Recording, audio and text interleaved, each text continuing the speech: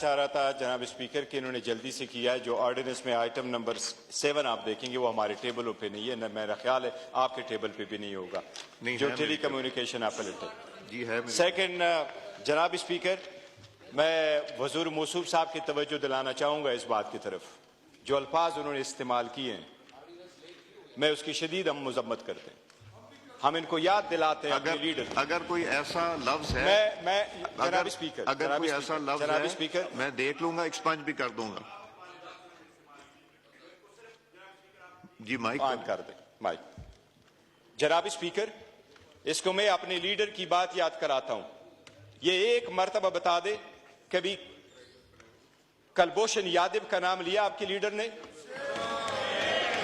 क्या आपकी लीडर की स्टेटमेंट, क्या पाकिस्तान मुखालिफ आपकी लीडर की पाकिस्तान मुखालिफ statement International Court of Justice में नहीं पढ़ा गया? ऑर्डिनेंसेस की बात कीजिए प्लीज। स्पीकर साहब, मैं दो चीजें कर रहा हूं जी। जो ऑर्डिनेंस आए वो ऑर्डिनेंस इसके पास ऑर्डिनेंस जो आए आइटम सिरे से, वो एक ऑर्डिनेंस यहाँ मौजूद ही नहीं है। जो 7 ऑर्डिनेंस रखे गए हमारे पास वो एक ऑर्डिनेंस मौजूद ही नहीं है। सब आपके आइटम पे नहीं पड़े हुए, नहीं आएंगे, आपके पास भी नहीं होंगे। 7वां नंबर देख ले, नहीं पड़े हुए।